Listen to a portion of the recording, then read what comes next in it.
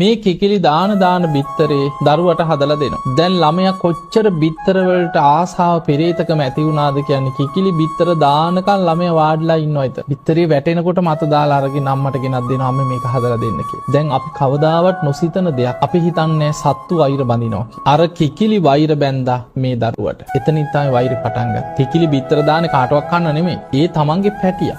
මේ දරුවා මගේ පැටව කනවා කියලා අර පුංචි දරුවට කිකිලි වෛර බැඳා. එහෙම කාලයක් ගිහිල්ලා කිකිලි වෛර බැඳලා ඒ කිකිලි මරණයටපත් වෙලා ඒ ගෙදරම පූසියක් වෙලා උපදින. අර දරුවා පුංචි වයසේම අසනීපයක් හැදිලා මැරිලා කිකිලියක් වෙලා ඉපදුනා කියන ඒ ගෙදර.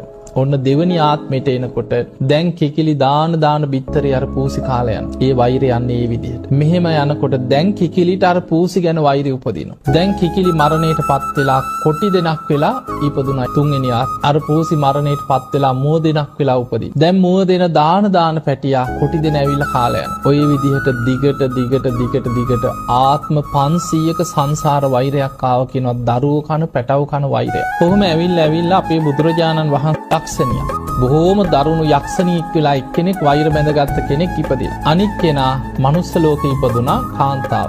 දැන් පලිගන්න සංසාර වෛරය ආවේ පුද්ගලයාගෙන් නෙමෙයි පලිගන්නේ. දරුවන්ගේ පැටවුන්ගේ. විතර කන පැටව කන වෛරයක් තිබ්බා. දැන් අර යක්ෂණී දින ගැන බලාගෙන හිටියා. හරි උඹට දරුවෙක් ලැබියන්කෝ කියලා බලාගෙන හිටියා. දැන් තරුණ වයස ආව විවාහ වුණා. ඔන්න දරුවෙක් ලැබෙන්න ඉන්නවා. දැන් යක්ෂණී දින ගැන ඉන්නවා දරුවා ලැබෙනකම්. දරුවා බිහි වෙච්ච දවසේම යක්ෂණී වෙස්සලාගෙන ගෙදරට ඇවිල්ලා ඥාති නැගණියක් වගේ වෙස්සලාගෙන ගෙදරට ආවනේ අක්කේ දරුවෙක් ලැබෙන්න හිටියා කියලා දැනගත්තා. මම මේ ආරංචියටයි ආයේ පොඩි එකා කෝ බලන්න කියලා දරුවා ඉල්ලගත්තා. දැන් ළමයා හුරතල් කර වගේ අතේ තියාගෙන හිටියා. අම්මා තාත්තා එහාට මෙහාට වෙනකන් ඉඳලා බැලින්නම් ලේ පෙරා දරුවා කනවා. ඒ වෙලාවේ අර අම්මා එහෙම සිහි නැතුව වැටුණා. අනේ මගේ දරුවා කියලා යක්ෂණී ළමයා කාලා පැනලා ගියා. ඔය වගේ දෙවනි වතාවේ දෙවනි දරුවත් ඇවිල්ලා යක්ෂණී කාලා යනවා. කොහොම ඉන්නකොට දෙවනි දරුවත් කාලා ගියාට පස්සේ වෛශ්‍රවණ දෙවියන්ගෙන් දඬුවමක් ලැබෙනවා. අනෝතත්ත විලෙන් වතුර අදින්නවා. ඒක තමයි දඬුවම. අවුරුදු ගානක දඬුවමක් ලැබුණ යක්ෂණී.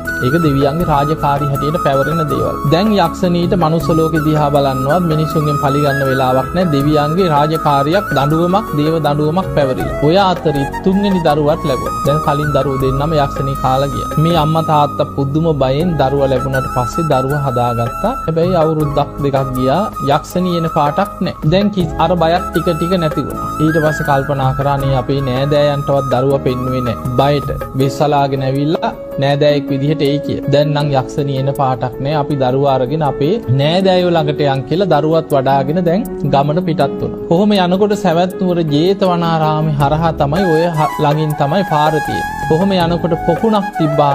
ජේතවනේ අසල පොකුණ. මිනිස්සු නානවා. කල්පනා කරා නෑදෑගෙද දැන් ගොඩාක් දූවිලි වැදිලා මේ ගොඩක් දුර ඇවිල්ලා දාඩිය දාලා අපි දෙන්න නාගෙනම යන් කියලා. ඊට පස්සේ ඉස්සල්ලා ස්වාමියා කිව්වා මං දරුවා තියාගෙන ඉන්නම් ඔයා නාන්න. දැන් ඉඳ නාලා ගොඩට ආවට පස්සේ බිරිඳට දරුවා දීලා ස්වාමියා නානවා. පීන නානවා අම්මා වාඩි වෙලා කිරි දෙනවා දරුවට. එදා තමයි අර යක්ෂණීට වෛශ්‍රවණ දෙවියන්ගේ වරය අවසන් වෙච්ච දවස. අවසන් වෙච්ච ගමන් බැලුවා බලනකොට දරුවෙක් ලැබිලා දරුවට කිරි දෙනවා. දකින්නකොටම අර සංසාර වෛරය ඇති වුණා. පස්සෙන් පන්නගෙන ඇවිල්ලා වෙස්සලා ගන්නත් අමතකුණා වෛරයත් එක්ක පන්නගෙන එනවා කොණ්ඩේ කඩාගෙන ඈතින් යක්ෂණියෙක් දුවගෙන එනවා. අර අම්මා යක්ෂණියව දකින්නකොටම කෑ ගැහුවා ස්වාමියාට පීනගෙන ඉන්න තරම් වෙලාවක් නැහැ. දරුවා වඩාගෙන දිව්වා දුවනකොට ළඟ ජේතවනේ. එහෙම දිව්වා ජේතවනාරාමයේ ඇතුළේ. බුදුරජාණන් වහන්සේ විශාල පිරිසකට දහම් දෙසනවා. දුවගෙන ගිහිල්ලා දරුවා අරගෙන ගිහිල්ලා සිරිපතුල් දෙක ළඟ තිබ්බා. අනේ ස්වාමීනි මගේ දරුවා බේරලා දෙන්න. යක්ෂණියෙක් එනවා මගේ ළමයා කන්න කියලා. ඒ වෙලාවේ පස්සෙන් පන්නගෙන ආපු යක්ෂණියව දෙවියන් ජේතවනේ දොරටුව ළඟ කොටු කරා කියලා. බුදුරජාණන් වහන්සේ ආනන්ද හාමුදුරන්ට කතා කරලා කියනවා ආනන්දය අර යක්ෂණී ජේතවනේ දොරටුව ළඟ දෙවියන් කොටු කරලා ඔබ ගිහින් අඬ ගහගෙන එන්න කිව්වා ධම්සභා මණ්ඩපේ. අර අම්මා අඬන්න ගත්තා. අනේ ස්වාමීනි මගේ දරුවට අනතුරක් කරයි. බුදුරජාණන් වහන්සේ වදාලා නෑ තථාගතයන් වහන්සේ වැඩ ඉන්නවා බය වෙන්න එපා කිව්වා. දැන් යක්ෂණී වෙක්කන් ආව ධම්සභා මණ්ඩපේට. බුදුරජාණන් වහන්සේ දකින්නකොටම බිම් බලාගෙන වාඩි වුණා. බුදුරජාණන් වහන්සේ ද්වේෂයේ වෛරය ආදීනව මතු කරමින් මේ අතීත සංසාර ගමනේ ආපු වෛරය බුදුරජාණන් වහන්සේ මතු කරලා දේශනා කරමින් දහම් දෙසුවා. බණහල අවසන් වෙනකොට අර යක්ෂණීගේ වෛරය සංසිඳුණා. තුනුරු දරුවන් ගැන සද්ධාව ඇති වුණා. බුදුරජාණන් වහන්සේ ළඟට ඇවිල්ලා වන්දනා කළා කිව්වා ස්වාමීනි අද පටන් මං දිවිහිමියෙන් බුදුන් සරණ යනවා. මං ධර්මයේ සරණ යනවා. ශ්‍රාවක සංඝයා සරණ යනවා. බුදුරජාණන් වහන්සේ බුදු ඇසින් බැලුවා මේ යක්ෂණීගේ වෛරය මෙතනින් අවසන්. ආයි මෙතනින් එහාට සංසාරේ වෛරය යන්නේ නැහැ. මේ දරුවට ආයි අනතුරක් වෙන්නේ නැහැ. අර අම්මට කිව්වා ওই දරුවා බය නැතුව යක්ෂණීගේ අතට දෙන්න කියලා. අම්මා බය වුණා. ඒත් බුදුරජාණන් වහන්සේගේ කීමට දරුවා අතට දුන්නා. යක්ෂණී බොහෝම ආදරෙන් දරුවා අතේ තියාගෙන ඉඳලා බුදුරජාණන් වහන්සේගේ සිරිපතුල් දෙක ළඟම දරුවා තියලා වන්දනා කරලා පිටත් වෙලා ගියා. ඕක ධම්මපදයේ සඳහන් වෙනවා ආත්ම 500ක සංසාර වෛරයක් හැටියට ওই කාලී යක්ෂණීගේ කතාව.